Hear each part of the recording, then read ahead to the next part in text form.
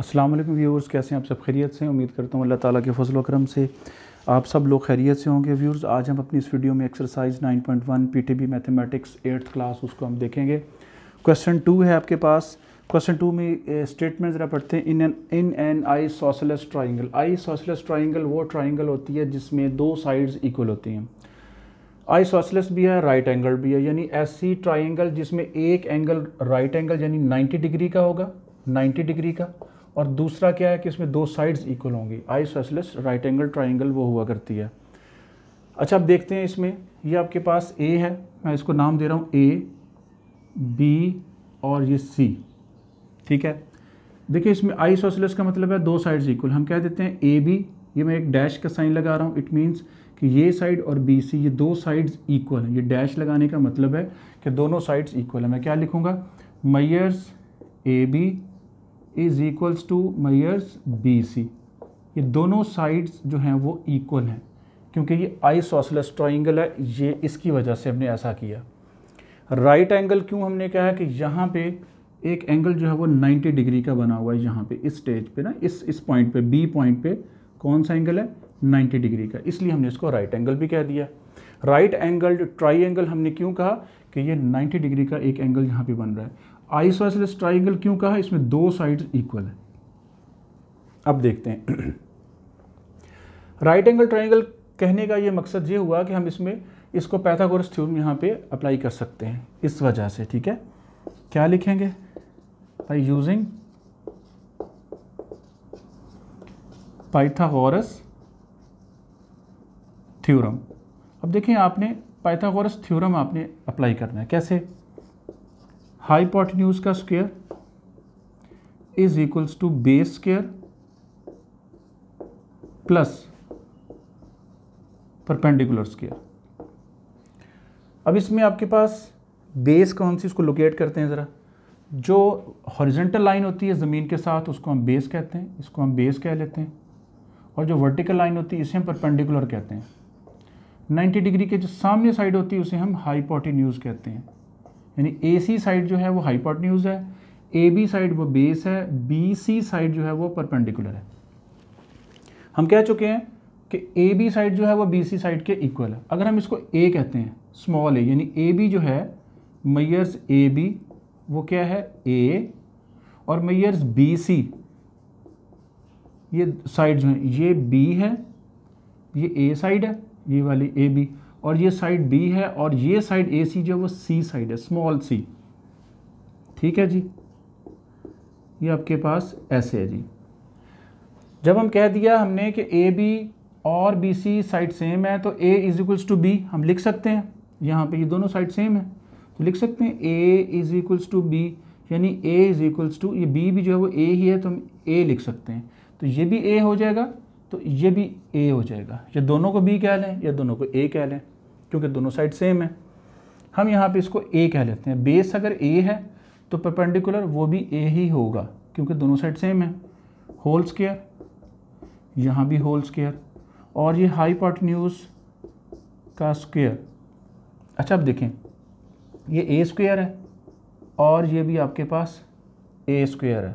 ठीक है, 2 टाइम्स आपके पास, ये देखिए आपके पास क्या हो जाएगा?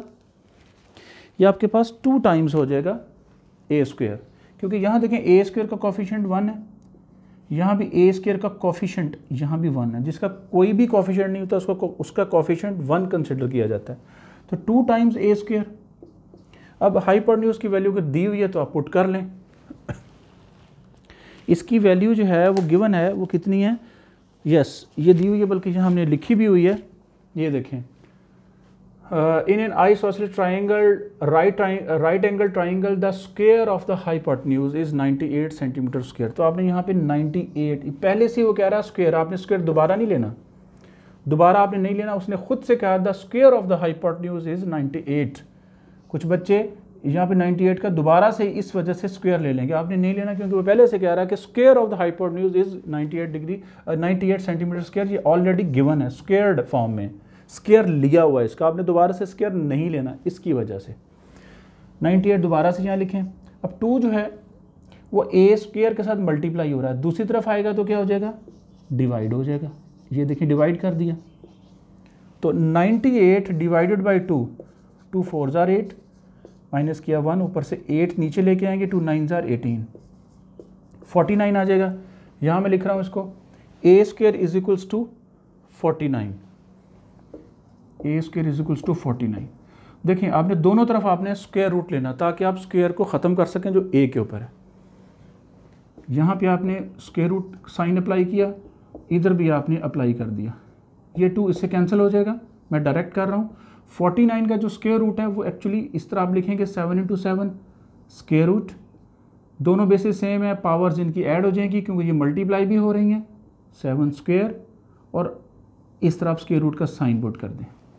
ठीक है जी। अब ये स्क्वायर रूट के साइन को आप ऐसे लिख सकते हैं पावर की शक्ल में 1/2, जैसे लिख सकते हैं, ये स्क्वायर इससे कैंसिल, तो आपके पास ए की वैल्यू क्या आ जाएगी 7 सेंटीमीटर, ए की वैल्यू क्या आ जाएगी 7 सेंटीमीटर। अब देखें फाइंड क्या करना था, find the length of the congruent sides. Congruent का मतलब है ये मैथमेटिकल ये टर्मिनोलॉजी है मैथमेटिक्स में, इक्वल को हम कॉन्ग्रुएंट कहते हैं। क्या कहते हैं? कॉन्ग्रुएंट। तो ये कॉन्ग्रुएंट इक्वल साइड्स को कहते हैं। तो आपने लेंथ निकाल ली कॉन्ग्रुएंट साइड्स की, वो कितनी है? अगर ए की वैल्यू, एक साइड की वैल्यू वो 7 है, यानी ए की वैल्यू 7 आई है ए बी, तो बी सी भी 7 होगी, क्योंकि हम दोनों को हमने कहा ये इक्वल साइड्स हैं, कॉन्ग्रुएंट साइड्स हैं। तो इसकी वैल्यू भी आपके पास आ गई, ए बी की कितनी आ गई 7 सेंटीमीटर, और बी सी की वैल्यू भी आ गई आपके पास 7 सेंटीमीटर। ये हमने फाइंड आउट कर लिया आइसोसेलेस ट्राइंगल को यूज़ करते हुए। उम्मीद करता हूँ कि आपको क्वेश्चन 2 की अच्छे तरीके से आपको समझ आ गई होगी। अच्छा, अब हम इसको जो है वो सॉल्व करते हैं क्वेश्चन 3 को। क्वेश्चन 3 ज़रा देखिए। अच्छा देखें, अब आपके पास क्वेश्चन 3 है। क्वेश्चन 3 में हम क्या कर रहे हैं, हम इसको एक लैडर आपके पास है, एक लैडर वो हम ड्रॉ करते हैं। ज़रा देखें, एक सीढ़ी है। A ladder 10 centimetre long is made to rest against a wall. देखें वॉल आपके पास एक दीवार है, ये देखें ऐसे एक दीवार है, ये आपके सामने, मैं आपके सामने बना रहा हूँ, ये दीवार है। दीवार को मैं थोड़ा सा ऐसे कर देता हूँ, इसको, इससे पता चलता है कि ये रफ साइड है। ठीक है, ये एक दीवार है, और लाजमी बात है जब दीवार के साथ कोई सीढ़ी आप लगाते हैं तो डेफिनेटली ऐसे ही लगाएंगे ना। ये देखें ऐसे जैसे मैं लगा रहा हूँ, दीवार के साथ ऐसे मैंने ये लैडर लगा दी, ये एक सीढ़ी है। ये है जी आपके पास सीढ़ी, और ये आपके पास है ज़मीन है। ठीक है, ये देखें ये आपके पास ज़मीन है, ये ऐसे, ये ज़मीन आपके पास है, और ये लैडर का ये फुट है। ये लैडर का क्या है जी? फुट है, फुट ऑफ लैडर, यानी उसका नीचे वाला जो उसका एंड है जो ज़मीन के साथ टच हो रहा है उसको मैं फुट ऑफ लैडर कह रहा हूँ। अब फुट ऑफ लैडर जो है ना वो यहाँ पे ज़मीन के साथ ये टच हो रहा है यहाँ पे, और ये आपके पास लैडर है। अब देखते हैं आगे क्या है। इट्स लोअर एंड, ये वाला लोअर एंड जो लैडर का जो मैं आपको बताया ऊपर से ये साइड है इसकी, and touch the ground eight A distance of 6 centimetre from the wall. Wall से 6 सेंटीमीटर दूरी पर है। ये वॉल है आपके पास, ये वॉल है, इससे कितनी दूर है? ये इसका एंड जो कि ज़मीन को टच कर रहा है वो 6 सेंटीमीटर है, यानी यहाँ से लेकर, और करें यहाँ तक, ये इसका डिस्टेंस कितना बनता है 6 सेंटीमीटर। अच्छा, एट व्हाट हाइट, कितनी बुलंदी पर, अबव द ग्राउंड, ज़मीन से कितनी ऊपर, the upper and, upper and कौन सा है? सीढ़ी का ऊपर वाला हिस्सा, of the ladder rest against the wall. कितनी बुलंदी पर सीढ़ी का ये वाला जो एंड है वो इस दीवार के साथ टच हो रहा है, कितनी बुलंदी पर, यानी आपने ये चीज़ फाइंड आउट करनी है। ठीक है, ये आपने वर्टिकल साइड फाइंड आउट करनी है। लैडर जो है वो आपके पास उसकी जो है वैल्यू वो उसकी बुक में देखते हैं कि बुक में बल्कि हमने लिखी हुई है, यस ये लिखी हुई है, लैडर 10 सेंटीमीटर लॉन्ग। ये आपने 10 सेंटीमीटर लॉन्ग लैडर आपने ये बना दी। थोड़ा सा इसको हाईलाइट करने के लिए आपको बता देता हूँ, ये देखें ये लैडर है, ये वाली यहाँ से यहाँ तक ये आपकी लैडर है जो कि 10 सेंटीमीटर है। लैडर का ऊपर वाला, सीढ़ी का ऊपर वाला हिस्सा दीवार के साथ यहाँ पे टच हो रहा है, और वो पूछा कि दीवार से कितनी ऊपर जाके वो टच होता है, यानी दीवार की हाइट बतानी है, उतनी जहाँ पे ऊपर वाला हिस्सा टच हो रहा है। लैडर का नीचे वाला हिस्सा ज़मीन के साथ टच हो रहा है, और वो इस वॉल से कितनी दूरी के फासले पर है, 6 सेंटीमीटर है। तो आपने हाइट ऑफ द वॉल बतानी है, ये वाली आपने चीज़ फाइंड आउट करनी है, जिसको मैं एक्स कह रहा हूँ, ये आपने फाइंड आउट करनी है। बहुत सिंपल है। यहाँ भी देखें, वॉल हमेशा आपको पता है कि 90 डिग्री पे बनती है। अब ये तो नहीं कि वॉल टेढ़ी होगी, यहाँ हम इसको वॉल को बिल्कुल सीधा इसे कंसिडर करते हैं, यहाँ पे 90 डिग्री का एंगल बनेगा। जब 90 डिग्री का एंगल बने तो ये पाइथागोरस थ्योरम अप्लाई होगा यहाँ पे, ठीक है जी। अब देखें पाइथागोरस थ्योरम क्या है, हम लिखते हैं बाय यूजिंग पाइथागोरस थ्योरम, ठीक है जी। हाइपोटेन्यूज स्क्वायर मैं यहाँ लिख रहा हूँ, hypotenuse square is equals to base square plus perpendicular square, ठीक है जी। अब देखें, अब यहाँ पे हाइपोटेन्यूज क्या, हाइपोटेन्यूज में बताया वो को पहले भी 90 डिग्री के बिल्कुल जो सामने साइड होगी ये वाली साइड, इसको आप हाइपोटेन्यूज कहेंगे, यानी यहाँ पे CD जो है वो एज ए हाइपोटेन्यूज है। और बेस जो होती है वो आपके पास जो ज़मीन के साथ हॉरिजॉन्टल जो साइड होती है उसको हम बेस कहते हैं, जो वर्टिकल साइड होती है खड़ी हुई साइड उसे हम परपेंडिकुलर कहते हैं, ठीक है। अब इसकी वैल्यूज पुट करते हैं। हाइपोटेन्यूज का स्क्वायर यानी वो तो आपके पास 10 है, 10 का होल स्क्वायर, बेस आपके पास 6 है, 6 का होल स्क्वायर, और परपेंडिकुलर x है जो कि अपनी वैल्यू उसकी फाइंड आउट करनी है।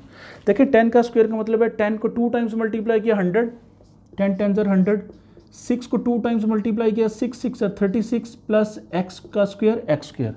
इसको आगे लिखते हैं ज़रा, यहाँ देखें 100 है दोबारा से लिखा इज इक्वल्स टू 36 है दोबारा से लिखा प्लस x स्क्वायर। अच्छा अब देखें ये प्लस 36 है, इक्वल साइन की लेफ्ट साइड पे आप इसको शिफ्ट करें, प्लस 100 माइनस 36 का साइन माइनस हो जाएगा, is equals to x square, plus 100 और माइनस 36।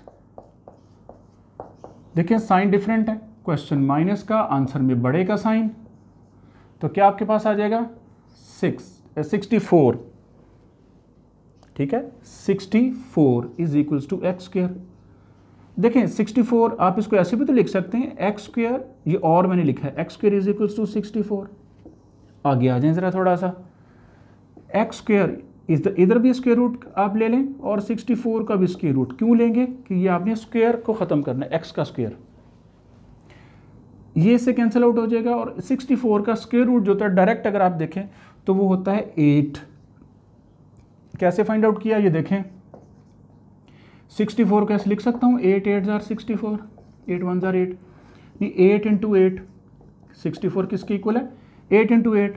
तो क्या किया मैंने, चले मैं आपको इसको सॉल्व कर ही देता हूँ, 8 into 8 square root, basis same multiply भी हो रही हैं, इनकी पावर्स प्लस हो जाएंगी, जिसकी कोई पावर ना उसकी पावर 1 हुआ करती है, तो 8 स्क्वायर हो जाएगा, ये स्क्वायर रूट।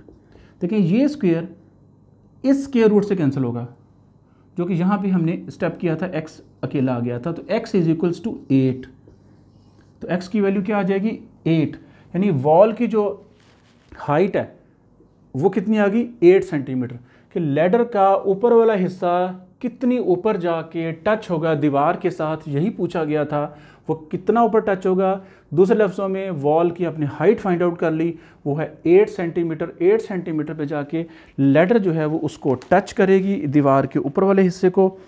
सेंटीमीटर्स में है या मीटर्स में, आई थिंक ये इसको ज़रा यूनिट को ज़रा करेक्ट कर लेते हैं, ये आपके पास 10 मीटर्स है, सेंटीमीटर नहीं सॉरी ये मीटर, क्योंकि लेडर है ना इसमें सेंटीमीटर की बजाय बड़ी इसकी यूनिट यूज़ होगी, सेंटीमीटर मीटर उसके बाद किलोमीटर होता है, एनी हो यहाँ मीटर्स में, तो हम यहाँ पे मीटर्स लिखते हैं कि सेंटीमीटर की जगह, ये थोड़ी सी मिस्टेक हुई थी, इसको मैं करेक्ट कर दिया मैंने।